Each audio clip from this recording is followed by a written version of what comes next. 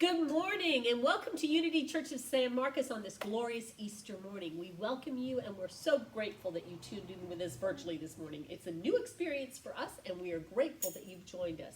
I just wanted to say we have David Rosenblad this morning with us, and he's an awesome musician, and I was just dancing out while we were rehearsing, and we're so glad you're here to participate in that. I just wanted to remind you, if you do feel fed by this service, please remember to give to Unity Church of San Marcos. At the bottom of our webpage, unitychurchofsanmarcos.org, there's a PayPal way you can pay at the bottom of there, and we hope that you will be blessed. May you and your family be blessed, and let's start with David this morning.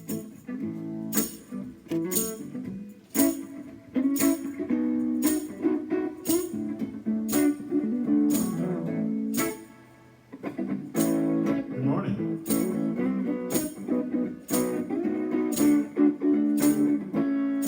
I'm in the right place at the right time, and I'm just where I'm supposed to be.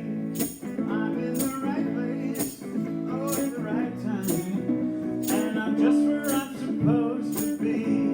And you're in the right place at the right time, and we're just where we're supposed to be. We're in the right place at the right time, and we're just where we're supposed to be.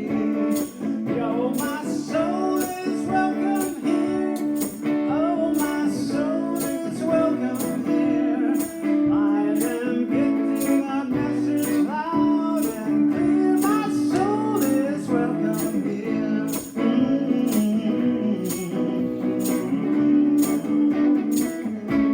And we're in the right place at the right time, and we're just what we're supposed to be. And we're in the right place at the right time, and we're just what we're supposed to be. We're in the right place at the right time, and we're just where we're supposed to be. And we're in the right place, oh, at the right time, and we're just where we're supposed to be. Oh, my soul is welcome here. Oh, my soul is welcome here. We are getting the message loud and clear. My soul is welcome here.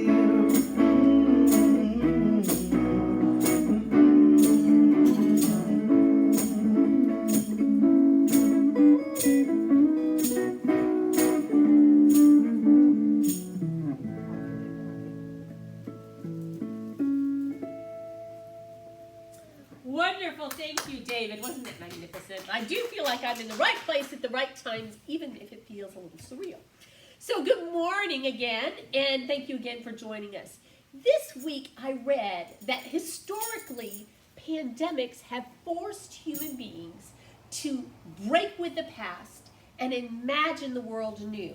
And this one is no different. It's a portal, it's a gateway of a way that we have been living into a new way of being.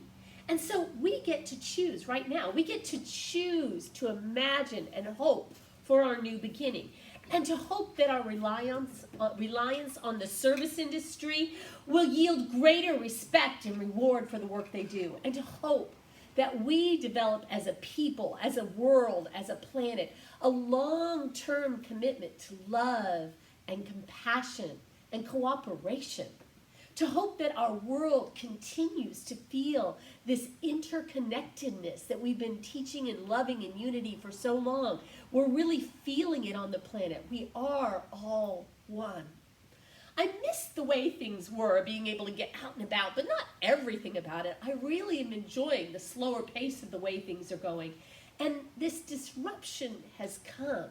And we have an opportunity right now to look at Jesus' life, at his resurrection as a template for our new way of being in the world.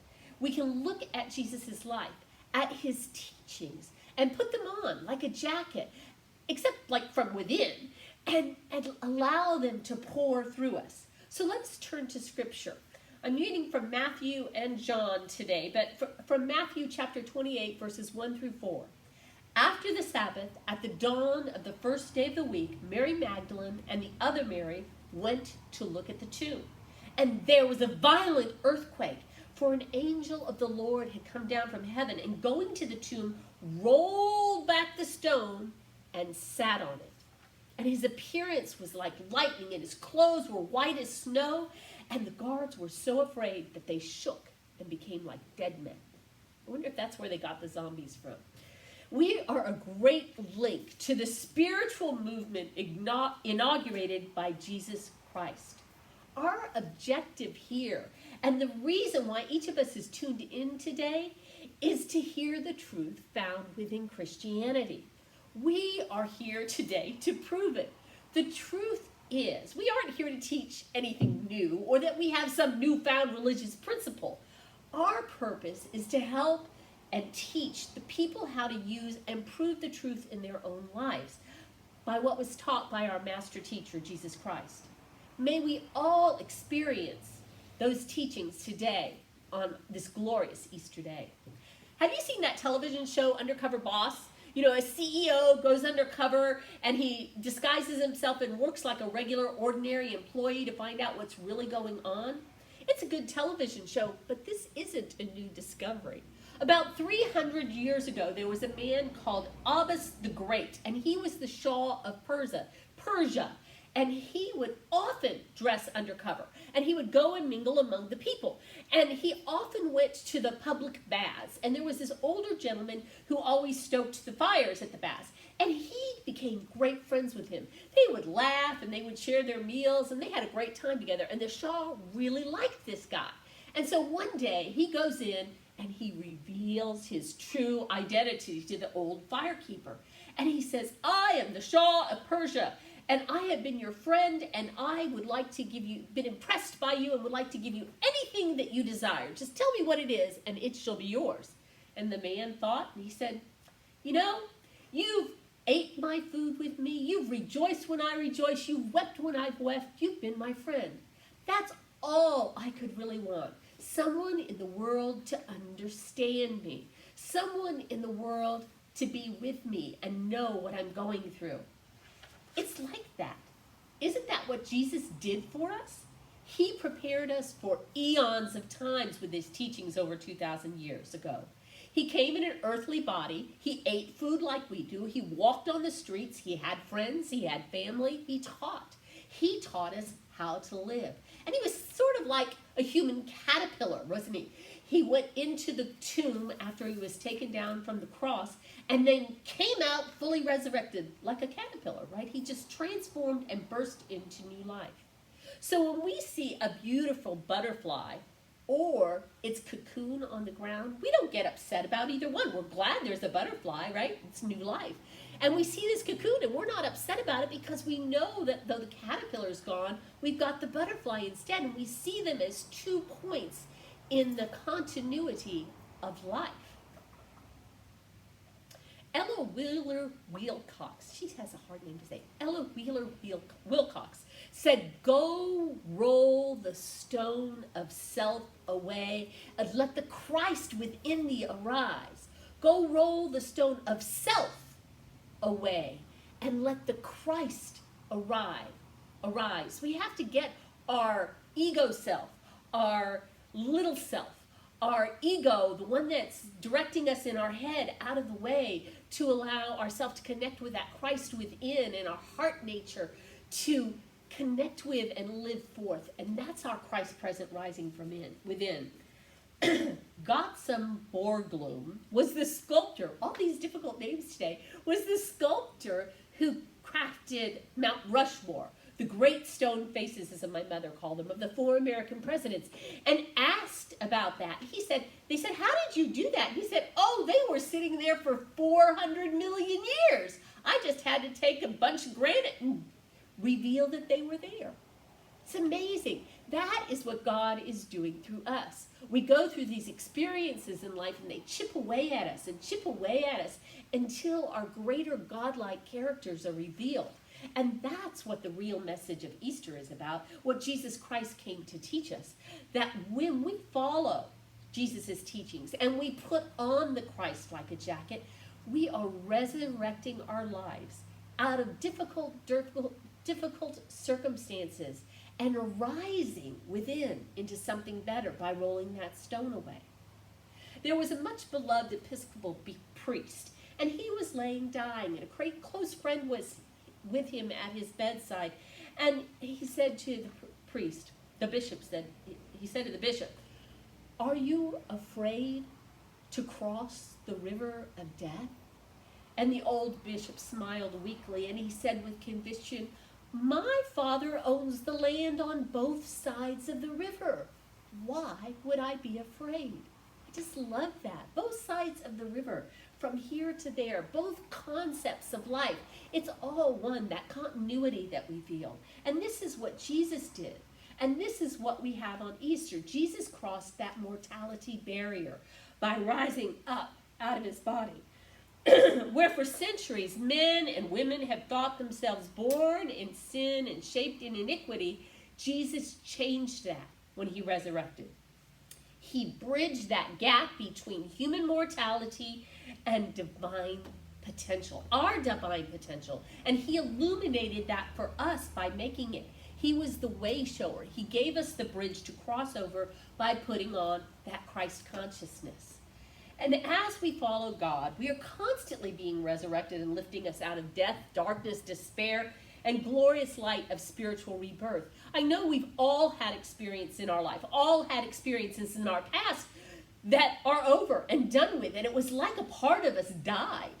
I know I've had it. I've shared with you those stories about my life where I felt like everything was going to end and it was never going to be okay again. And then somehow I was anew, and somehow my life was anew. And that happens for each of us. And that is the coming up of the Christ consciousness for us to be born anew in our life.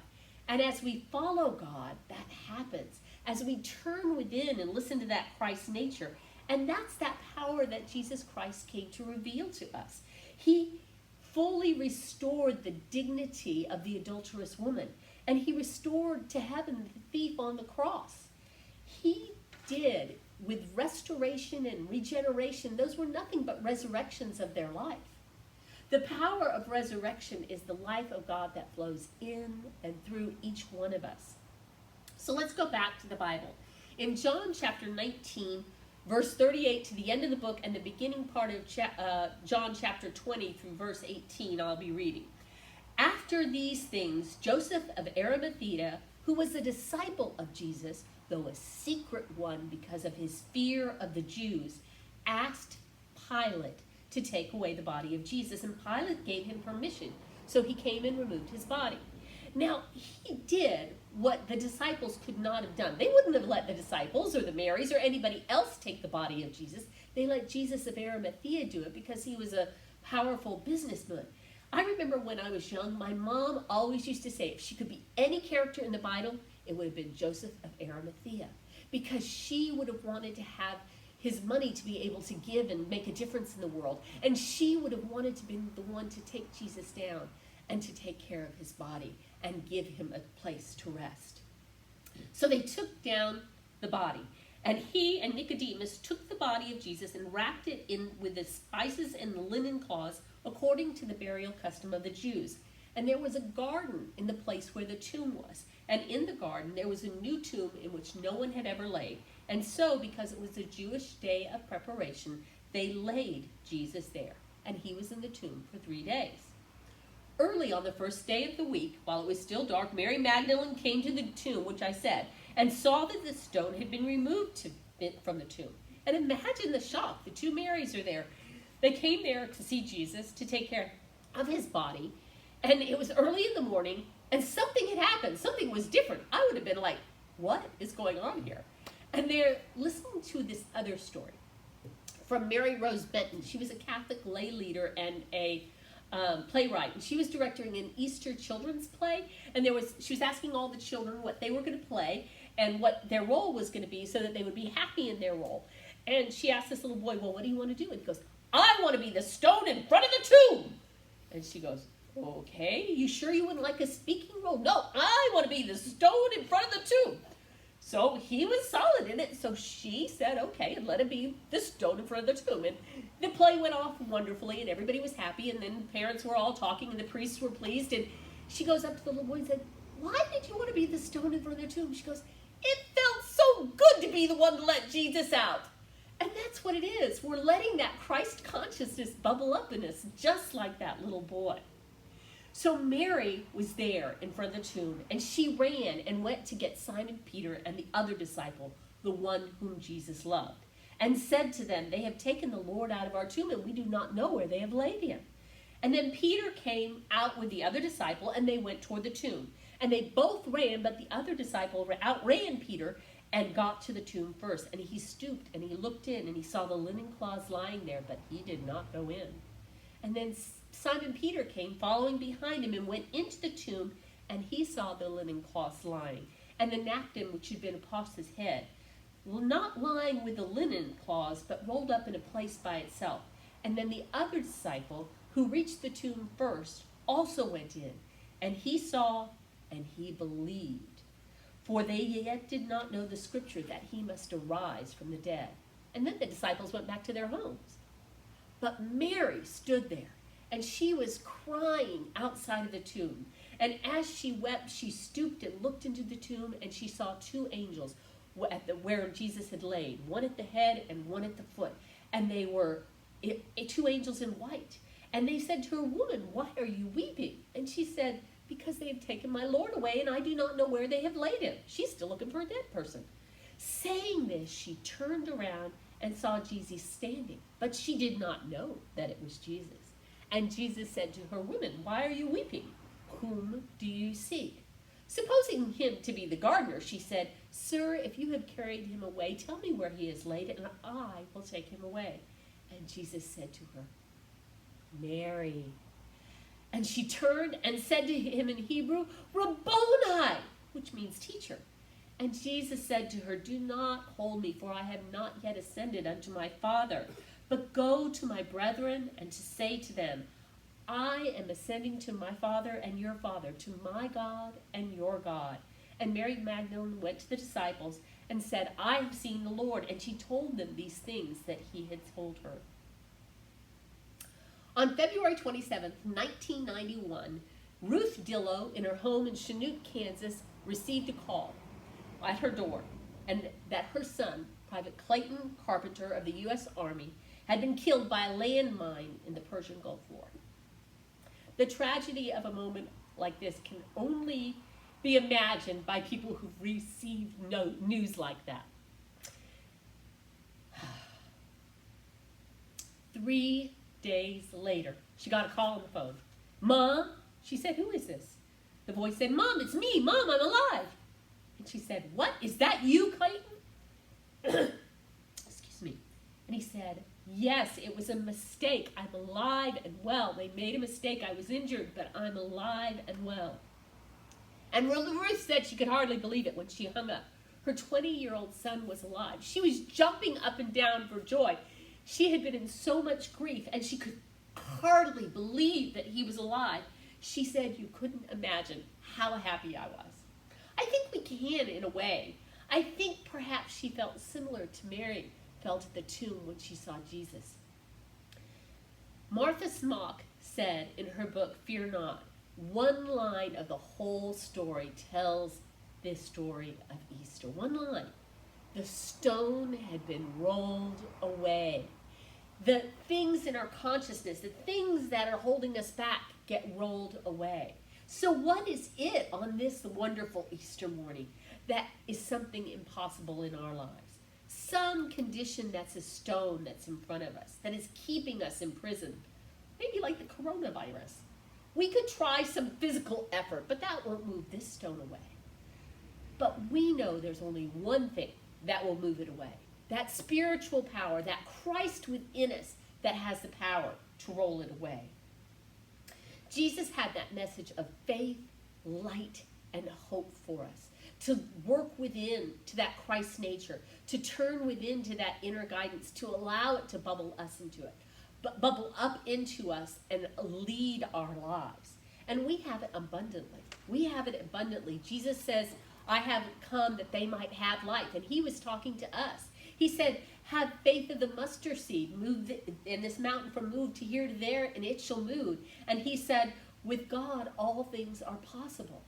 All those things he said for us, not just for him, not just for those disciples then, but for us today. And we have to ask ourselves that question. If we are here in Christianity to prove the truth about Christianity, how do we prove it? We prove it in our lives.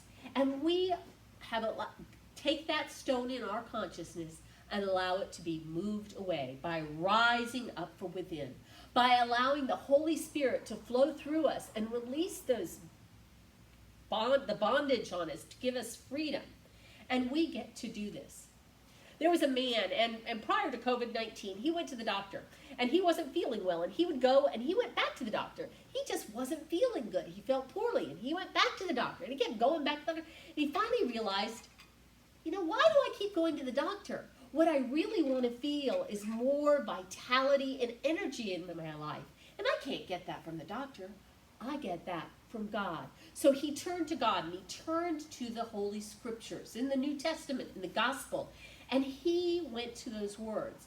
And it says, whoever believeth in me and keepeth my words. Keep the words of Jesus. He pondered that. What does that mean? Did it mean we memorized them? Well, it could be, but I think it's more than that. I think it's the jacket, taking it on and living the words. And so for 2 days, this man who'd been going to the doctor said, I am the resurrection and the life. And everywhere he said that. And he started saying it in his head like we use affirmations. And he started to have more and more energy, lo and behold. And he started feeling not poorly, but vibrant and alive. He put on the words of Jesus Christ. And we can do the same. We can do that ourselves. Let's repeat that together. Those of you here with me today, will you say that with me? I am the resurrection and the life. Let's say it like you really mean it this time. I am the resurrection and the life. On the Time Magazine, Newsweek, and U.S. News World Report several years ago, they had all these pictures of Jesus hanging on the cross. Do you remember that year? They were trying to ask about the authenticity of Jesus. Did this man really live?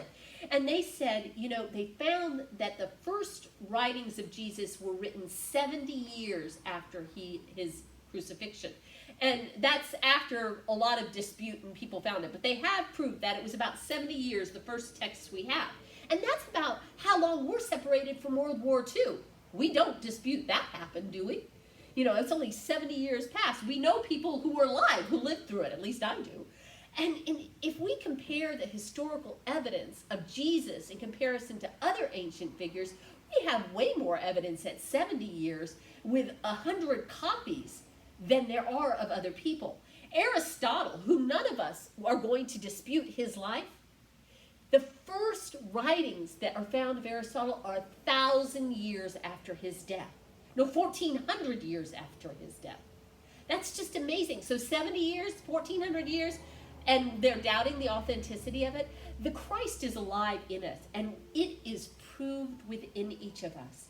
It can only be proved in us by the way we live our lives.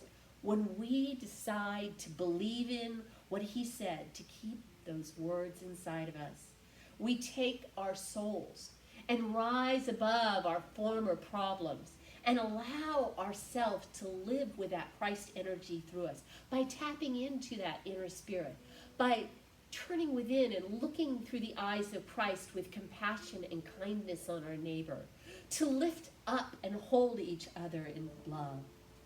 I am the resurrection and the life. I am the resurrection and the life. This is the day to remember, this glorious Easter day, that we all are the resurrection and the life. I hope you take hold of it, to remember this day, to know that you have the life of Spirit moving through you. This is in the moment now, and it's an important time to lift up our hearts into our minds, to get our little self out of the way, to roll that stone away, as we were told, to allow ourselves to rise up, be the resurrection, be the life.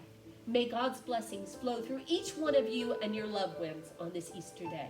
Namaste. Namaste, Mary Grace. Thank you for a beautiful message.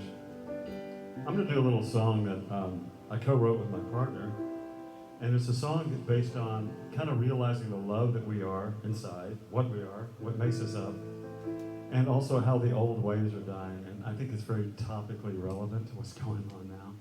So, also it was written standing on a beach looking at the blue sky, which is a place we can't go right now, but hopefully we'll be able to again soon. Blue sky teal, love is revealed. On a sunlit field, our pact was sealed.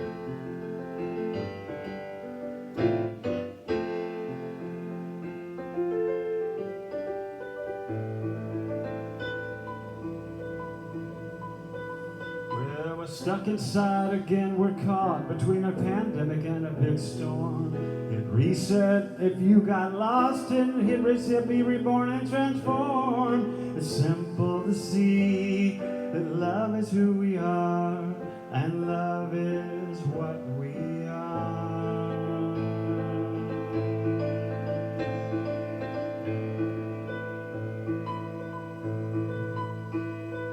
The layers were peeled, you could see it in your eyes. The love was revealed as the old way dies. It's simple to see that love is who we are, and love is what we are.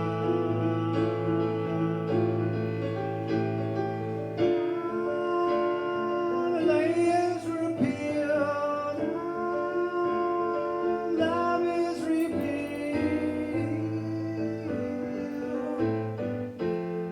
and love is what we are.